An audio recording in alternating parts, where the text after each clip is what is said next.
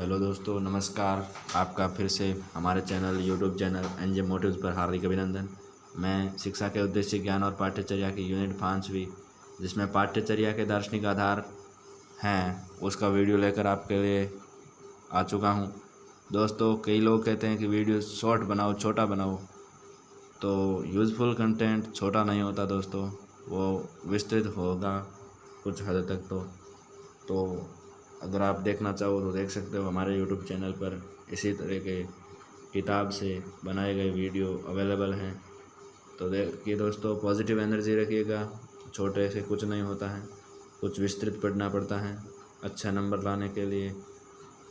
तो पॉजिटिविटी रखिए, ट्रस्ट रखिए, claim, glove, motivated, graduated, patience, happiness, efficient, honesty, bravery, joy, inspired, joyous, self-help, selfless, procreative, diligent, kindness, creativity, responsibility, supportive, confidence, peaceful इत्यादि के साथ अपने ego को त्याग दीजिए। फेक न्यूज़ से दूर रहिए, सेल्फ सेंटर में न रहिए, वॉलेंस से दूर रहिए, फियर।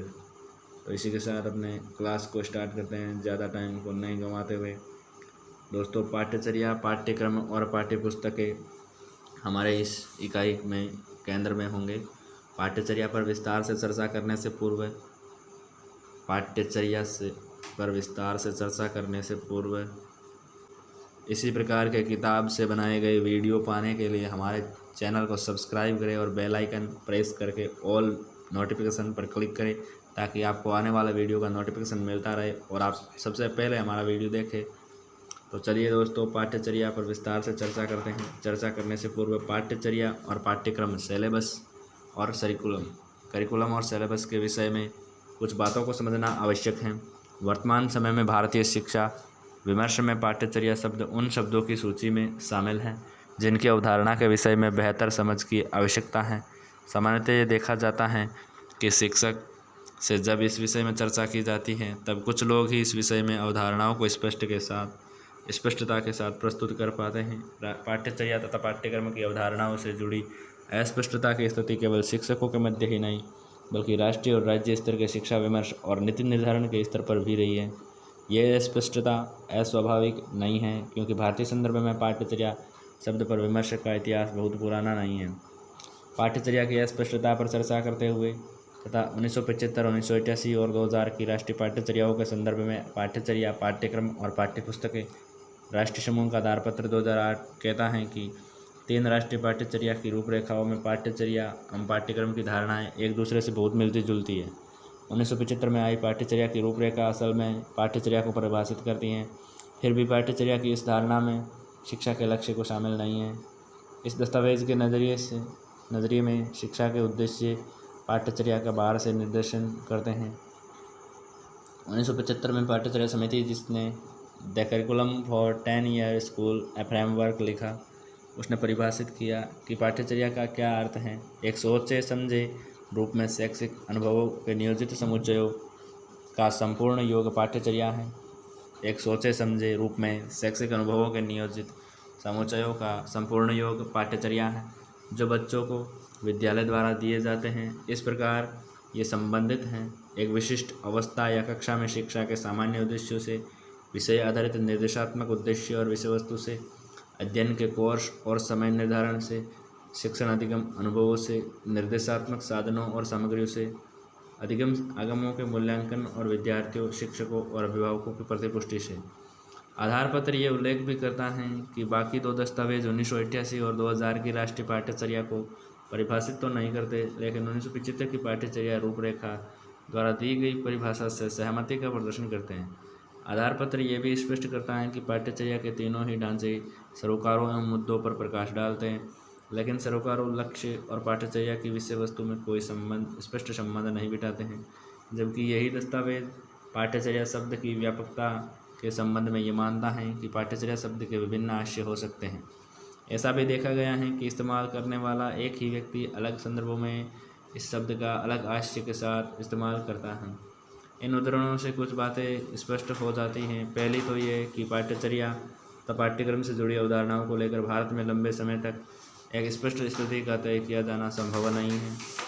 दूसरी ये कि पाठ्यचर्या और पाठ्यक्रम एक दूसरे के पर्यायवाची नहीं है, अभी तो पाठ्यक्रम में पाठ्यचर्या का ही भाग है। विगत 15 वर्षों में उभरे विमर्श में इस मुद्दे पर बात होने लगी है कि इससे हर स्तर पर अस्पष्टता की स्थिति कम होती जा रही है। अब इन पर स्पष्टता के लिए किए गए प्रयास विभिन्न स्तरों पर दिखने लगे हैं।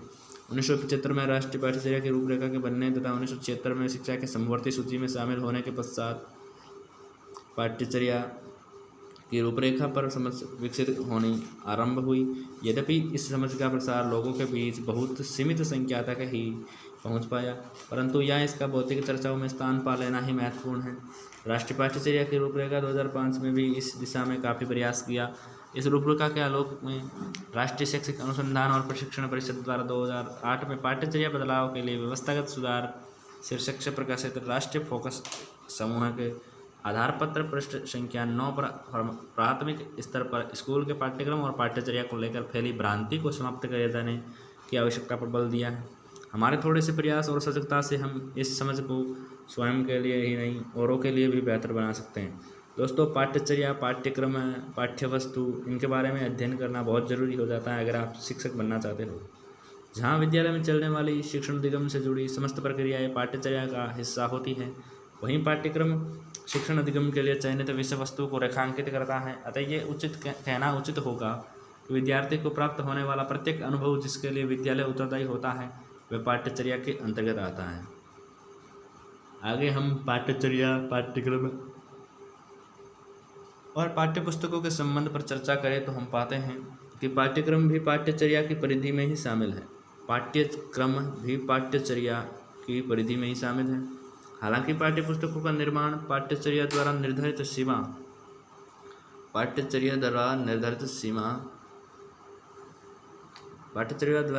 सीमा में नहीं किया जा सकता, परंतु पाठ्यपुस्तकों के द्वारा पाठ्यचर्या के संपूर्ण स्वरूप को नहीं जाना जा सकता। पाठ्यचर्या का क्षेत्र इतना व्यापक है कि पाठ्यपुस्तकें इसका हिस्सा होते हुए भी इसे सीधे सीधे नहीं जानने में हमारी बहुत सहायता नहीं कर सकती। वहीं हम पाठ्यक्रम और पाठ्यपुस्तकों को सहजता से जोड़ सकते हैं। जोड़कर देख सकते हैं। पाठ्यपुस्तकों को देखकर भी पाठ्यक्रम को जाना जा सकता है और पाठ्यक्रम को जानकर पाठ्यपुस्तकों में शामिल विषय वस्तु का अनुमान लगा सकते हैं। पाठ्यचर्या को जानने के लिए हमें अपने प्रयासों के साथ संवेदनशीलता का समन्वय करना होगा। जागरूक शिक्षक उचित नियोजन एवं निरंतर प्रयासों से न केवल कक्षा विशेष के लिए निर्धारित पाठ्यक्रम को पूरा करते हैं, बल्कि तय की गई पाठ्यचर्या के साथ भी पूरा न्याय करने का प्रयास करते हैं। दोस्तों, ये इस प्रकार आपके आरेख हैं। पाठ्यचर्या, पाठ्यक्रम तथा पाठ्यपुस्तकों का अंतर संबंध है। पाठ्यचर्या का ही हिस्सा है पाठ्यक्रम और पाठ्यक्रम का हिस्सा है पाठ्यपुस्तक। पाठ्यचर्या का अर्थ एवं उसकी व्यापकता समझते हैं। दोस्तों, ये आपके एग्जाम की दृष्टि से महत्वपूर्ण टॉपिक है। पाठ्यचर्या का अर्थ एवं उसकी व्यापकता। तो देखिए, पाठ्यचर्या की अवधारणा को समझते हैं। पाठ्यचर्या की अवधारणा को समझने के लिए हम एक सवाल से शुरुआत करते हैं। यदि किसी आम नागरिक से ये सवाल पूछा जाए कि शिक्षा की आवश्यकता क्यों है, तो सामान्यतः निम्न उत्तर आने की संभावना है। जागरूकता के लिए, बच्चों को ज्ञान देने के लिए, संस्कार और नैतिकता के विकास के लिए, कुछ नया सीखने के लिए, समाज में दूसरों के साथ हिल मिलकर रहने की भावना विकसित करने के लिए, स्वयं को समझने के लिए, राष्ट्रीय मूल्यों को समझने के लिए, बच्चों में लोकतांत्रिक व्यवस्था की भावना पैदा करने के लिए। यदि ऊपर के प्रश्न के जवाबों पर गौर करें तो हमें पता चलेगा कि दरअसल ये सवाल हमें शिक्षा के उद्देश्यों की ओर ले जाते हैं। साथ ही इन उद्देश्यों की प्राप्ति के लिए किस प्रकार के विषय वस्तु का चयन व नियोजन किया जाएगा, व कक्षा में इस विषय वस्तु को किन तरीकों से प्रस्तुत किया जाएगा, ये भी मुद्दे पाठ्यचर्या की अवधारणा में निहित हैं। अतः हम इन पर पृथक चर्चा करेंगे। दोस्तों, उद्देश्य। राष्ट्रीय पाठ्यचर्या NCF नेशनल करिकुलम फ्रेमवर्क 2005 में सामाजिक न्याय और समाज के संवैधानिक मूल्यों पर आधारित एक धर्मनिरपेक्ष, समतामूलक और बहुलतावादी समाज के आदर्श से प्रेरणा लेते हुए शिक्षा के कुछ व्यापक उद्देश्य चिन्हित किए गए। इनमें शामिल हैं विचार और कर्म की स्वतंत्रता है, दूसरों की भलाई और भावनाओं के प्रति संवेदनशीलता है, नई स्थितियों के लचीलेपन और रचनात्मक तरीके से सामना करना है, लोकतांत्रिक प्रक्रिया में भागीदारी की प्रवृत्ति और आर्थिक प्रक्रियाओं तथा सामाजिक बदलाव में योगदान देने के लिए काम करने की क्षमता है, अब है विषय वस्तु। ये सवाल उठता है कि इन उद्देश्यों को स्कूली शिक्षा में प्राप्त करने के साधन क्या हो। तो इस सवाल का जवाब है कि स्कूली शिक्षा में शामिल किए जाने वाला विषय, पाठ्य सामग्री और उन पर काम करने के दौरान बच्चों द्वारा किए गए चिंतन की प्रक्रिया वे साधन हैं जिनके जरिए हम इन उद्देश्यों तक पहुँच सकते हैं। शिक्षण विद्या, शिक्षण शास्त्र और पेडागोजी। यदि उद्देश्य के अनुरूप साधन यानी विषय तय हो जाते हैं तो ये तय करना बाकी रहता है कि इन विषयों पर स्कूल या कक्षा में काम कैसे किया जाए कि बच्चे उद्देश्यों तक पहुंचने के लिए तैयार हो जाए। यहाँ तय होती हैं हमारी शिक्षण विधा। मूल्यांकन। यदि शिक्षा के लक्ष्य को पाने के साधन और उन साधनों पर काम करने के तरीके सटीक और स्पष्ट हो तो अंत में ये जांच लिया जाना मूल्यांकन चाहिए कि साधनों का सही तरीके से प्रयोग करके उद्देश्यों की ओर जाने का प्रयास हो रहा है या नहीं। ऊपर चर्चा में आए चारों पहलू मिलकर पाठ्यचर्या कहलाते हैं। यदि संक्षिप्त रूप में देखें तो किसी भी पाठ्यचर्या को 4 भाग होते हैं। उद्देश्य हैं, साधन विषय वस्तु हैं, शिक्षण विद्या, शिक्षण शास्त्र और पेडागोजी हैं, और मूल्यांकन। उद्देश्य, विषय वस्तु, शिक्षण विद्या और मूल्यांकन। बच्चों की शिक्षा के लिए स्कूली शिक्षा के क्षेत्र में स्कूल और कक्षा में जो भी किया जाता है उसकी वैधता का स्रोत होता है ये पाठ्यचर्या। अर्थात ये स्पष्ट है कि पाठ्यचर्या हमें बताती है कि जो पढ़ाना है वो क्या पढ़ाना है, कितना और किस प्रकार, किस क्रम में पढ़ाया जाना है, किस तरीके से पढ़ाना है, किस प्रकार की सामग्री काम में लेनी है, बच्चों को सीखने का मूल्यांकन कैसे करना है, शिक्षक तैयारी कैसे करे और स्कूलों की मॉनिटरिंग कैसे हो, बच्चों के सीखने के पीछे मान्यताएं क्या हैं, विषय वस्तु की प्रकृति क्या है, विषय वस्तु का क्रम और मात्रा तय करने का आधार क्या हो, विद्यालय प्रबंधन के तरीके क्या हो सकते हैं। ये समस्त बातें पाठ्यचर्या के अंतर्गत निम्नलिखित हैं। अब दोस्तों हम पढ़ेंगे पाठ्यचर्या के कुछ विद्वानों द्वारा दी गई इंपॉर्टेंट परिभाषाएं। पहली परिभाषा है लैटिस स्टेनहाउस 1975 में। पाठ्यचर्या एक ऐसा प्रयास है जिसके द्वारा किसी शैक्षिक संकल्पना के आवश्यक सिद्धांत लक्षणों को इस प्रकार संप्रेषित किया जाता है कि उनकी उपयुक्त समालोचना करते हुए उन्हें प्रभावशाली ढंग से कार्य रूप में परिणत किया जा सके। अगली है जेनकिन तथा शिपमैन की परिभाषा। पाठ्यचर्या किसी शैक्षिक प्रस्ताव का रूपांकन तथा क्रियान्वयन है जिसका शिक्षण तथा अधिगम किसी विद्यालय या संस्था में किया जा सके तथा जिसके वह संस्था तीनों स्तरों तार्किकता, क्रियान्वयन एवं प्रभाव की दृष्टि से भी उत्तरदायी है। पाठ्यचर्या औपचारिक शैक्षिक प्रयास तथा प्रशिक्षण प्रयासों का संगठित रूप है। पाठ्यचर्या उन सभी अनुभवों के लिए योजना तथा कार्यक्रम हैं जिन्हें विद्यार्थी विद्यालय के निर्देशन में प्राप्त करता है। वे सारी नियोजित अधिगम पाठ्यचर्या हैं जिसके लिए विद्यालय उत्तरदायित्व हैं। कॉलिन जे मार्स की यह परिभाषा थी। टैनर क्या कहते हैं?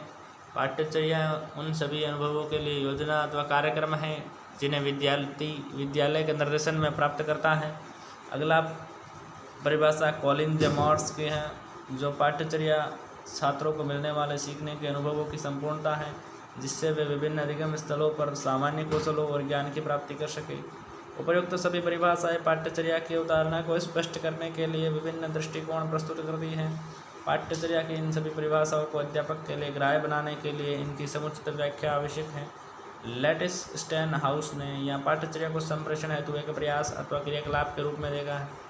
जेनकिन तथा शिपमैन इसे शैक्षिक प्रस्ताव का निर्धारण और उसे लागू करना मानते हैं। वहीं डेविड प्रात ने इसमें औपचारिक शैक्षिक प्रयासों एवं प्रशिक्षण प्रयासों का एक साथ होना माना है। टैनर बताते हैं कि पाठ्यचर्या उन सभी अनुभवों के लिए बनाई गई योजना अथवा कार्यक्रम है जिन्हें विद्यार्थी विद्यालय के निर्देशन में जारी करता है। कॉलिन जे मार्स पहली परिभाषा में विद्यालय में होने वाले अधिगम की सभी नियोजित प्रक्रियाओं को शामिल करते हैं, जबकि दूसरी परिभाषा में पाठ्यचर्या को बच्चों को मिलने वाले सीखने के सभी अनुभवों की संपूर्णता से जोड़कर देखते हैं। कॉलिन जे मार्स 2004 प्रोतेली 1987 को उद्धृत करते हुए कहते हैं कि साहित्य में पाठ्यचर्या संबंध के लिए 120 से अधिक परिभाषाएं उपयोगी हैं। उपयुक्त सभी परिभाषाएं अंतर्राष्ट्रीय स्तर पर स्थापित मान्यताओं पर आधारित हैं। आगे हम पढ़ेंगे पाठ्यचर्या की प्रक्रिया तथा उसके प्रमुख सोपान। पाठ्यचर्या की प्रक्रिया तथा इसके कुछ प्रमुख सोपान हैं। पाठ्यचर्या के 4 तत्व होते हैं। ये चारों तत्व एक दूसरे से जुड़े होते हैं तथा इस एक दूसरे को प्रभावित भी करते हैं। पाठ्यचर्या के निर्माण और कार्यान्वयन के दौरान इनके संबंध को ध्यान में रखा जाना अपेक्षित है। पाठ्यचर्या के लक्ष्य और उद्देश्य, फिर विषय वस्तु या सामग्री का चयन, फिर तरीके या सीखने के अनुभवों का चयन, फिर मूल्यांकन। दोस्तों ये चारों तत्व पाठ्यचर्या की प्रक्रिया तथा सोपान में इम्पोर्टेंट हैं। अब देखते हैं पाठ्यचर्या के निर्धारण के विभिन्न सोपानों को अधिक स्पष्ट समझने के लिए यहाँ उन पर संक्षिप्त में चर्चा करते हैं।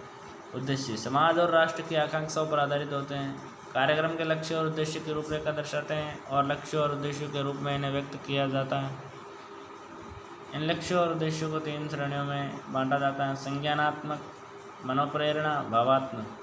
संज्ञानात्मक जिनमें बौद्धिक कार्यों को शामिल किया जाता है, मनोप्रेरणा जिनमें पेशीय कौशलों को भी शामिल किया जाता है, भावात्मक जो भावनाओं और संवेगों की चर्चा करते हैं। विषय वस्तु कैसी होनी चाहिए? पाठ्यक्रम की सामग्री ज्ञान की निकायों के रूप में विभाजित है। उदाहरण के लिए हिंदी, गणित, विज्ञान और सामाजिक विज्ञान। वांछित नजरिए है और मूल्यों को रेखांकित करते हैं। वांछित नजरिए और मूल्यों को रेखांकित करते हैं। इसमें वे कौशल सम्मिलित होते हैं जिनका पोषण वांछित होता है, ज्ञान के मौजूदा सिद्धांत के आलोक में निर्धारित किया जाता है, और व्यावसायिक और तकनीकी वैचारिक कारणों को पूरा करना आदि। शिक्षण विद्या, शिक्षाशास्त्र, पेडागोजी। इसके अंतर्गत अधिक अनुभवों का चयन किया जाता है। इसके लिए पाठ्यचर्या में निम्न तरीकों को महत्व दिया जाता है। वह शिक्षण अधिगम अनुभवों को प्रभावित करते हैं, पाठ्यक्रम के अनुरूप गतिविधियों के लिए अवसरों का सृजन करते हैं, संगठनात्मक रणनीतियों को प्रभावित करते हैं। नेक्स्ट है अपने मूल्यांकन। दोस्तों इवैल्यूएशन, मूल्यांकन, सतत व्यापक मूल्यांकन भी प्रचलन में है। शिक्षा में मूल्यांकन हमेशा क्रियान्वयन और उद्देश्यों से जुड़ा रहता है। अपने आप में ये एक ऐसी प्रक्रिया है जो व्यक्ति, समाज, राष्ट्र और मानवता के हित में कार्य प्रणाली का निर्धारण करती है और बदलाव के प्रस्ताव रखती है। पाठ्यचर्या है, पाठ्यक्रम है और पाठ्यपुस्तकें राष्ट्रीय फोकस समूह का आधार पत्र, पृष्ठ संख्या 7। मूल्यांकन का प्रयोग देखते हैं। पाठ्यक्रम के लक्ष्य और उद्देश्यों के आधार पर उपयुक्त विषय वस्तु चयन के लिए होता है। विषय वस्तु के अनुरूप उद्देश्य एवं उपयुक्त तरीकों के चयन के लिए होता है। तरीकों और सीखने के अनुभवी की प्रभावशीलता की जांच के लिए होता है। सामाजिक जरूरतों को जवाब देने में उपयुक्तता और पाठ्यक्रम के औचित्य की जांच के लिए होता है। योजनाकारों, शिक्षार्थियों, शिक्षकों और समाज के लिए प्रतिक्रिया देने के लिए होता है। परिवर्तनों की आवश्यकता तथा औचित्य के निर्धारण के लिए होता है। उपरोक्त चर्चा को और बेहतर समझने के हमारे लिए रॉल्फ टायलर द्वारा पाठ्यचर्या निर्धारण पर दिए गए विचार सहायक हो सकते हैं। रॉल्फ टायलर ने अपनी पुस्तक पाठ्यचर्या और शिक्षक के मूलभूत सिद्धांत 1949 की प्रस्तावना में निम्नलिखित रूप से प्रस्तुत किए। विद्यालय को कौन से शैक्षिक लक्ष्य प्राप्त करने की कोशिश होनी चाहिए?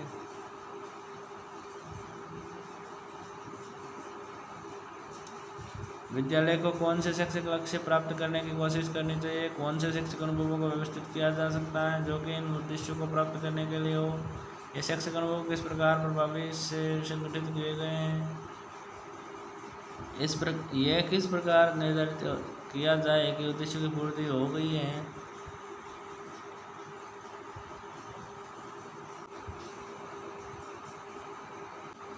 टायलर द्वारा पूछे गए इन आधारभूत सवालों को यदि सरलीकृत करें तो मुख्यतः वे कह रहा है कि पाठ्यचर्या का निर्माण 4 सवालों को ध्यान में रखकर किया जाता है। शिक्षा या विद्यालय के लक्ष्य उद्देश्य क्या हैं? इन उद्देश्यों की प्राप्ति के लिए विद्यालय में क्या पढ़ाया जाएगा? किस प्रकार के अनुभव प्रदान किए जाएंगे? ये अनुभव कैसे प्रभावी रूप से दिए जाएंगे या कैसे प्रभावी रूप से पढ़ाया जाएगा? और अंत में उद्देश्यों की पूर्ति हुई है या नहीं की जांच करना